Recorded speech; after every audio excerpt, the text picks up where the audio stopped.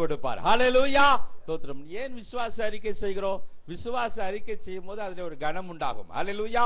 ஸ்தோத்திரம். கர்த்தர் அதை செய்து தம்முடைய நாமத்தை அவர் மகிமைப்படுத்த உண்மையுள்ளவராய் இருக்கிறார். வாசிங்கள் ஏசாயா தீர்க்கதரிசன புத்தகம் 43ஆம் அதிகாரம் 4ஆம் வசனம். ஏசாயா தீர்க்கதரிசி புத்தகம் 43ஆம் அதிகாரம் 4வது வசனம். நீ என் பார்வைக்கு அருமையானபடியினால் கனம் பெற்றாய், நானும் உன்னை சிநேகித்தேன், ஆதலால் உனக்கு பதிலாக மனுஷர்களையும். நீ என் பார்வைக்கு அருமையானபடினால் கனம் பெற்றாய் என்ற வார்த்தையை நாம இந்த மாதத்திலே ஆண்டவர் நமக்கு வாக்குத்தத்தமாய் கொடுத்தார். அல்லது கடந்த வாரத்திலே நாம் இதை தியானித்தோம். மொர்தெகாயினுடைய வாழ்விலிருந்து அவன் எப்படி கனத்தை பெற்றான் என்று சொல்லி, மொர்தெகாயை குறித்து ஹல்லேலூயா அவன் எந்த சூழ்நிலையில் இருந்தான், அவன் எப்படி கனப்படுத்தப்பட்டான் என்று சொல்லி நாம் பார்த்தோம். அன்பு தேவ பிள்ளைகளே, ஹல்லேலூயா. கனம் பெற்றா என்ற வார்த்தை என் மனதிலிருந்து நீங்கவில்லை. அந்த வார்த்தையை கர்த்தர் ஆணித்தரமாக என் உள்ளத்திலே வைத்திருக்கிறார். ஹல்லேலூயா. நிச்சயமா நான் விசுவாசிக்கிறேன், இந்த சபையில் இருக்கிற உங்கள் அநேகரை கர்த்தர் கனப்படுத்த போகிறார். நல்ல ஓங்கி ஒரு ஆமென் சொல்லுங்களேன். ஹல்லேலூயா.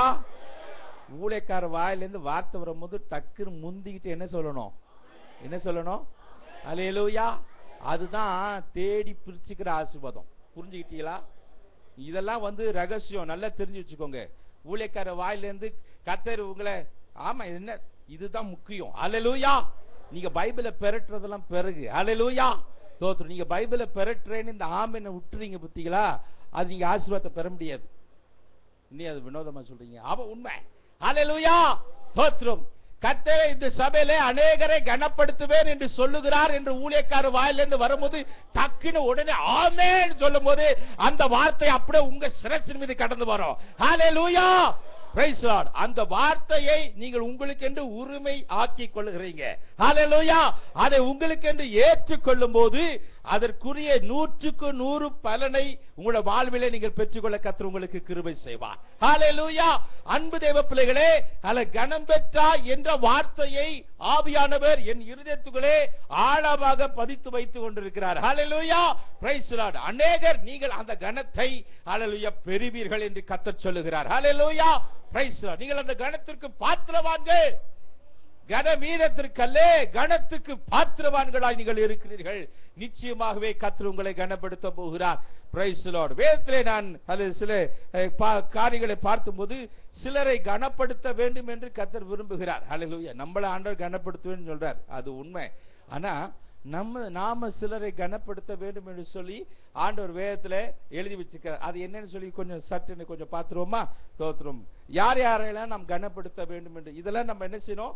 நாம் செய்ய வேண்டும் என்று சொல்லி கர்த்தர் விரும்புகிறார். ஹல்லேலூயா. பிரைஸ். நாம் சிலரை கனப்படுத்த வேண்டும் என்று கர்த்தர் விரும்புகிறார்.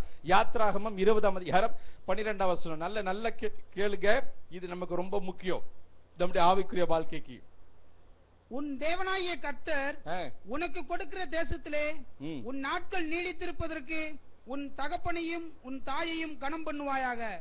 நல்லா கேட்டுக்கிட்டீங்களா? யார கனம் பண்ணணும்? யார கனம் பண்ணணும்? நீங்க பிள்ளைகளா இருந்தாலும் சரி, பெரியவளா இருந்தாலும், உங்களுக்கு ஆண்டவர் தாய் தகப்பனை கொடுத்திருந்தா அந்த தாய் தகப்பனை நீங்க கனம் பண்ண வேண்டும் என்பது தேவனுடைய கட்டளை. Hallelujah. Praise Lord. You have to honor your father and mother. அல்ல அவர்கள் வயதானவர்களாக இருந்தாலும் சரி, அவர்கள் எப்படிப்பட்ட நிலைமையில இருந்தாலும் சரி, அல்ல நீங்கள் உங்களை தாய் தகப்பனை என்ன செய்யணும்? கனப்படுத்தணும். ஹல்லேலூயா. அதை கர்த்தர் விரும்புகிறார். அதை செய்யும் போது உங்களை கர்த்தர் கனப்படுத்துவார். ஹல்லேலூயா. தோத்திரம். சிலர் தங்க ஒரு நிலைகள் மாறின பிறகு தன் தாய் தகப்பனை மறந்துடுவாங்க. அப்படிலாம் இருக்கக்கூடாது. தாய் தகப்பனை நம்ம எல்லா நிலையிலும் என்ன செய்யணும்? வாலிய பிள்ளைகளுக்கு விசேஷமா தாய் தகப்பனை என்ன செய்யாது? ஆமா, பிடிக்காது. தோத்திரம். ஏன்னா இவங்க ஸ்டைல் வேற, அவங்க ஸ்டைலு வேற. பிரிச்சிருவாங்க. நீங்களாம் பெருசு, நாங்கெல்லாம் இளசு அப்படி. அவங்க பெருசா இருக்கட்டும், நீங்க இளசா இருங்க. ஆனா கனத்தை ஒரு நாளும் குறைச்சிடாதீங்க. ஹல்லேலூயா. தாய் தகப்பனுக்கு கொடுக்க வேண்டிய கனத்தை நீங்கள் செலுத்தும்படியாக கர்த்தர் விரும்புகிறார். ஹல்லேலூயா. பிரைஸ். செய்வீங்களா? வாலிப பிள்ளையெல்லாம் செய்வீங்களா? தாய் தகப்பனை கனப்படுத்துவீங்களா? நீங்க தாய் தகப்பனை நல்லா கனப்படுத்தி போங்க. பொம்பளை பிள்ளைகளை சொல்றேன், நீங்க வாலிப நாட்கள்ல உங்க தாய் தகப்பனை நல்லா கனப்படுத்த நீங்க போற இடத்துல ரொம்ப ஆசீர்வாதமா இருப்பீங்க. ஹல்லேலூயா. ஆமா, நான் நிறைய பார்த்திருக்கிறேன். தாய் தகப்பனை கனவீனப்படுத்துற நிறைய பிள்ளைங்க போற இடத்துல படாத பாடுபடும். ஹல்லேலூயா. தோத்திரம். ஆமா. ஏன்னா நீங்க கனவீனப்படுத்துறதை யார் பார்க்கிறா? யார் பார்க்கிறா? அவங்க வேதனைப்படுறதை யார் பார்க்கிறா? யார் பார்க்கிறா?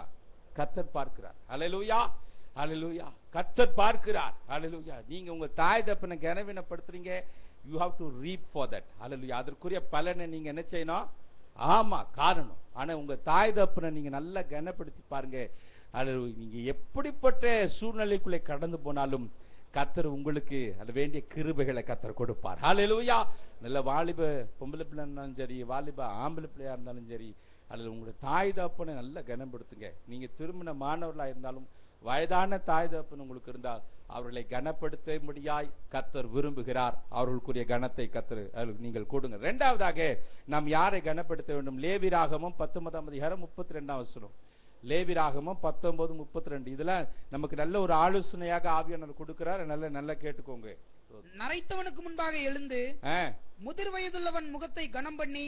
நரைத்தவனுக்கு முன்பாக என்ன செய்யணுமா? நரைத்தவனுக்கு முன்பாக எழுந்து முதிர் வயதுள்ளவன் முகத்தை கனம் பண்ணி உன் தேவனுக்கு பயப்படுவாயாக, நான் கர்த்தர். முதிர் வயதுள்ளவன் முகத்தை கனம் பண்ண வேண்டும். ஹல்லேலூயா. Show your fear of God by standing up in presence of elderly people and showing respect for the aged. இது சொல்லி தேவனுடைய வார்த்தை சொல்லுகிறது. அப்ப முதிர் நரைத்தவனுக்கு முன்பாக தலை. இந்த காலத்துல சின்ன பிள்ளைகளுக்கே நரைச்சு போடுது தலை. தோத்திரம். ஆனா இப்பதான் இங்க நரைக்கே விட மாட்டேங்கிறாங்க, உடனே டை அடிச்சு போடுறாங்க. தோத்திரம். நரை அவ்வளவு மகிமை. ஹல்லேலூயா. தோத்திரம். பைபிளே சொல்லுது. தோத்திரம். நரை முடி அவ்வளவு மகிமை. ஆனா நம்ம கொஞ்சம் வெள்ளை ஆயிட்டாலே கவலை தான் ஜாஸ்தி வந்துடும். ஆஹா, முடி நரைச்சு போச்சு. அல்ல, தலை நரைச்சா உங்களுக்கு மகிமைதையா. ஹல்லேலூயா. பிரைஸ். அவளுக்கு வேதம் என்ன சொல்லுது? நரைத்தவனுக்கு முன்பாக எழுந்து முதிர் வயது முகத்தை என்ன செய்யணுமா? ஆமா, கனம் பண்ண வேண்டும். ஹல்லேலூயா. நரமயது நல்ல முடி வெள்ளை ஆயிடுச்சு, நல்ல முதிர் வயதா இருக்கிறாங்கன்னா நம்ம எழுந்து அவங்களுக்கு என்ன செய்யணுமா? ஆமா, அவங்களுக்கு முன்னாடி நம்ம என்ன செய்யக்கூடாது? உட்காரக்கூடாது. அவருடைய முகத்தை நாம் கனம் பண்ண வேண்டும் என்று சொல்லி தேவன் நமக்கு ஹல்லேலூயா நமக்கு ஆலோசனையாக சொல்லுகிறார். இந்த சபையில எல்டர்லி பீப்புளை நீங்க பாத்தீங்கன்னா ஏன்ச்சு அவங்களுக்கு என்ன செய்யுங்க? ரெஸ்பெக்ட் கொடுங்க. ஹல்லேலூயா. வாலிப பிள்ளைங்க அல்லது முதிர் வயது உள்ளவர்களுக்கு நீங்க என்ன செய்யுங்க? அவர்களுக்குரிய கனத்தை நீங்கள் கொடுக்கும்போது உங்களை யார் கனப்படுத்துவா? உங்களை யார் கனப்படுத்துவா?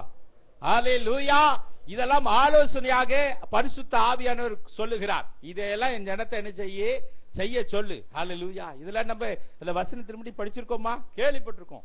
வசனத்தின்படி நீங்க நினைச்சீங்க கீழ்ப்படிங்க. இந்த வசனத்துக்கெல்லாம் தாய் தப்பனை கனம் பண்ணும். அவங்க சொல்றது பிடிக்கலையா? அமைதியா இருந்துக்கோங்க. தோத்திரம். எதிர் பேசாதீங்க.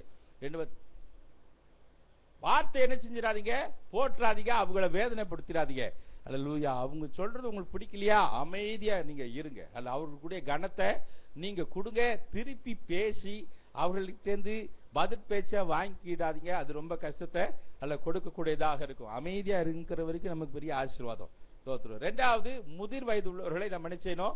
அவன் நீங்க ஆலயம் முடிஞ்சோடனே எத்தனை பேர் போய் நம்முடைய சபையில முதிர் வயதானவங்களை போய் கனப்படுத்துறீங்க? இல்ல, இது உருட்டுன்னு ஓடுறதுல தான் இருக்கீங்க. அப்படிலாம் செய்யாதீங்க. ஹல்லேலூயா. கொஞ்சம் முதிர் வயது ஆனவங்க அல்லது நரைத்த முடி உள்ளவங்க அப்படிங்குள்ள பார்த்து போய் அவங்களுக்கு போய் என்ன செய்யுங்க? ஆமா, தோத்திரம் சொல்லுங்க. அவங்களை கனப்படுத்துங்க. அது உங்களுக்கு ஆசீர்வாதம். ஹல்லேலூயா.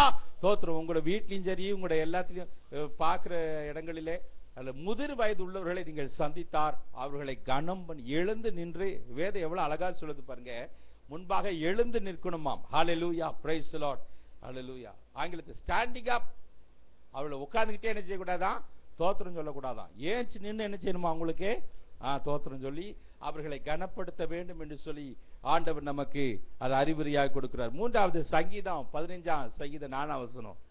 சங்கீதம் 15:4.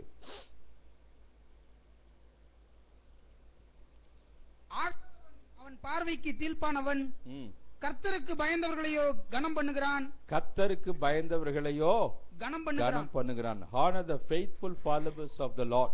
அப்ப கர்த்தருக்கு பயந்தவர்களை நாம் என்ன செய்யணும்? கனம் பண்ணணும். ஏன் ஒருத்தருக்கு ஒருத்தர் நம்ம பிரைஸ் லார்ட் சொல்றோம், தோத்திரம் சொல்றோம்? கர்த்தருக்கு பயந்தவர்களை நாம் என்ன செய்யணும்? கனம் பண்ண வேண்டும். பெற்றோர்களை கனம் பண்ண வேண்டும். வயது முதிர்ந்தவர்களை கனம் பண்ண வேண்டும். கர்த்தருக்கு பயந்தவர்களை நாம் கனம் பண்ண வேண்டும். ரோமர் 12:10 வசனம். ரோமர் 12:10. ரோமர் 12:10.